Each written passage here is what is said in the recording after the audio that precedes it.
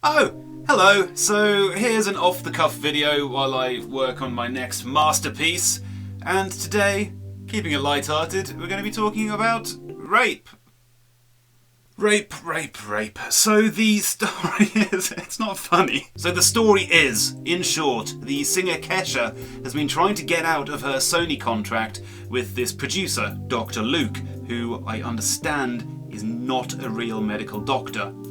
The judge ruled that she had to fulfill her contractual obligations. Now, the reason this is significant is because Kesha has publicly claimed that Dr. Luke, I'm not going to call him that anymore, Lukasz Gottwald, has been sexually assaulting her for the past 10 years of her career. So that's the story. Let's address this first. I hate Kesha's music and her voice, but this shouldn't come as a surprise to anyone. I hate everyone's voice. But next up, I need to state the following. I do think the judge made the wrong decision, but not for the reasons you think. Secondly, and most obviously, I do think that all accusations of rape or sexual assault should be taken seriously. Thirdly, you're all idiots. The hashtag Free Kesha is full of them, but this tweet sums it up perfectly. Let's just hope that she'll not only get out of that contract, but also that eventually Dr. Luke will be sent to prison for life. Hashtag Free Kesha. To which I responded, nothing like guilty until proven innocent, eh? Naturally, I was instantly blocked. But this is the thing, everyone is now on social media taking it as a given that this guy, Lukasz Gottwald, is a racist. No, a rapist, is what I meant to say. Fuck. Everyone on social media is taking it as a given that this guy is a rapist, despite the fact that there is no evidence, court admissible or otherwise, to suggest that Kesha's claims are true. Conversely, there's quite a lot of evidence to suggest that they're not, which is mainly why the judge decided that she had to stay in her Sony contract. And before you head down to the comments and start saying how I'm a rape apologist or I'm victim shaming... Oh, you're already doing that, that's fine. Crack on. Let's move on to feminist actress and writer Lena Dunham, who writes, "When I saw the outcome of Kesha's court case last Friday, I felt sick. Actually sick. I wanted to ask my Uber to pull over so I could throw up in a New York City trash can.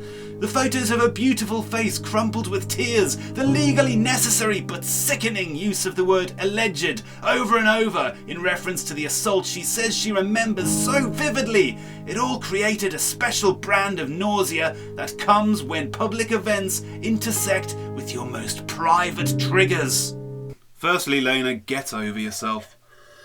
Secondly, yes, journalists have to use the word alleged when referring to the accusations against this guy, because that's how journalism works when nothing has been proven. Again, I strongly believe that all accusations of this nature should be taken seriously, and that both women and men who have suffered sexual abuse should be encouraged to come forward. Because rape is wrong. Obviously. I mean, why do I even need to state that? But apparently people do need reminding that forming a lynch mob on Twitter to hound a guy who hasn't even been found guilty of any crime yet is also wrong. You'd think that would be intuitive, but... Internet. It is not for me or Twitter to decide whether Lukasz Gottwald is guilty. That's for the courts to decide. But without wanting to push a conclusion, let's take a look at a few facts. Does anyone remember those facts? What does that mean? Back to that line from Lena Dunham, which reads, "The legally necessary but sickening use of the word alleged in reference to the assault she, Kesha, says she remembers so vividly." This is interesting because in 2011, Kesha swore under oath that Lukasz Gottwald had not sexually abused her. Did you ever have an intimate relationship with Gottwald? No.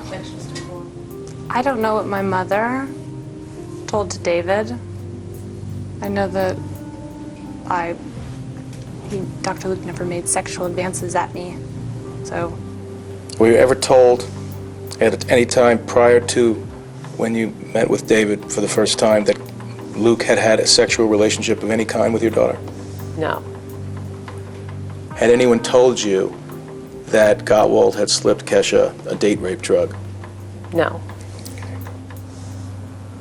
Were you told at any time prior to meeting Das at the Chateau Marmont that Luke had given your daughter drugs of any kind? No. Did Dr. Luke ever give you a roofie? No. Which kind of contradicts her later claims that he did. Kesha's lawyer has also claimed that Gottwald had raped Lady Gaga. Gaga's own team has denied this.